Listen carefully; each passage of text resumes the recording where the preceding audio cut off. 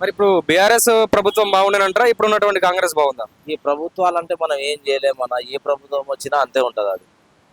ఏ ప్రభుత్వం వచ్చినా దానికే ఉంటుంది. లాస్ట్కి వచ్చినా మనకే ఇస్తారు వాళ్ళు, కానీ వాళ్ళ జేబులోకి అయితే ఏమి ఇయ్యరు వాళ్ళు.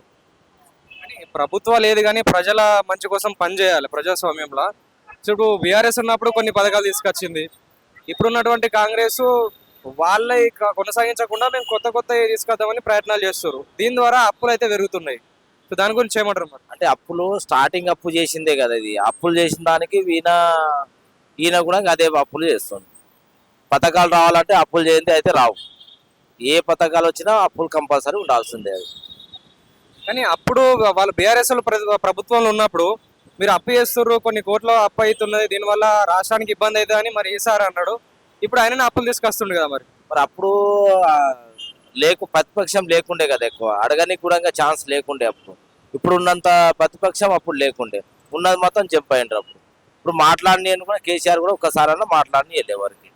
ఈయన ప్రభుత్వం వచ్చినప్పుడు వాళ్ళందరూ ఇక 40 మంది ఎమ్మెల్యేలు ఉన్నారు. వాళ్ళు ఇక ప్రతిపక్షం ఉన్నప్పుడు కంపల్సరీ వ్యతిరేకిస్తారు వాళ్ళు. కానీ ఇప్పుడు అధికారంలో ఉన్నటువంటి పార్టీ ఏదైతే కాంగ్రెస్ వాళ్ళు ఉన్నారో బీఆర్ఎస్ వాళ్ళ మీద పగ తీర్చుకునే ప్రయత్నం చేస్తారు అంటారు. మరి నిజమే అంటారా? అది మనం చెప్పలేము, ఆ మాట మనం చెప్పలేము. సో నెక్స్ట్ మరి ఏ ప్రభుత్వం వచ్చే అవకాశం ఉందంటారు? ఇక మనం చెప్పలేము, ఆ ప్రభుత్వాల గురించి మనం చెప్పలేము. ఎందుకంటే ఏ టయానికి ఎక్కడ మారుతారో ఏం చేస్తారో తెలియదు మనకి. అదైతే వాస్తవం. మరి ఎట్లుంది రేవంత్ రెడ్డి సార్ పాలన? ఇక పాలన అంటే అన్ని పాలన అంతే ఉంది. ఆ పాలన వచ్చినా అంతే ఉంది, ఈ పాలన వచ్చినా అంతే ఉంది. దానికంటే ఎక్కువ ఏం లేదు. మన దగ్గర తీసుకుపోవడమే కానీ వాళ్ళ దగ్గర ఇచ్చేది ఏం లేదు మనకు. ఇలాంటి పథకాలు తీసుకొస్తే బాగుంటుంది అంటారు ప్రజలకు. మరి విద్య వైద్య రెండే చాలు, వేరే పథకాలు ఏది అవసరం లేదు. చాలా మంచి మాట చెప్పారు. కాకపోతే ఏ ప్రభుత్వం వచ్చినా గానీ ఈ రెండింటిని పక్కన పెట్టి మిగతా అన్ని ఉచితాలు ఇస్తామని చెప్తారు. అవసరం లేదు అది, ఎవ్వరికి అవసరం లేదు. ఎవ్వరు కోరుకుంటలేరు కూడా, అది అవసరం లేదు. అది పథకాలు విద్య వైద్య రెండు ఫ్రీ చేస్తే చాలు, వేరేది ఆప్షనే లేదు దానికి. ఎందుకు అవసరం, ఎందుకు వాళ్ళని చేయడానికి? ఎవరు చేయడానికి అవసరం చెప్పు. ఎవరు అడుగుతుండ్రు ఫ్రీ అని అడిగిండ్రా ఎవరన్నా? నీకు దళిత బంధు ఇవ్వమని ఎవరన్నా అడిగిండ్రా? ఈయన రాజు ఏమో ఇప్పుడు యువ వ్యక్తి అవన్నీ అడుగుతుండ్రా ఎవరన్నా? ఎవరు అడగరు. అవసరం లేని మాటలు ఇవన్నీ. విద్య వైద్య రెండు ఫ్రీ చేస్తే చాలు పబ్లిక్కి. ఎవ్వరు మళ్ళీ కొట్లాడడానికి రాదు, పీకిలాంటి అప్పు కూడా స్టేట్ అప్పు కూడా కాదు అసలు.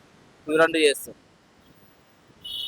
ఇప్పుడు ప్రస్తుతం ఇంతకుముందు లేని విధంగా మొన్న రేవంత్ రెడ్డి గారు అయితే రేషన్ బియ్యం పథకాన్ని ప్రారంభించాడు. సన్న బియ్యం అది మంచిది, ఆ పథకం మంచిగా ఉంది.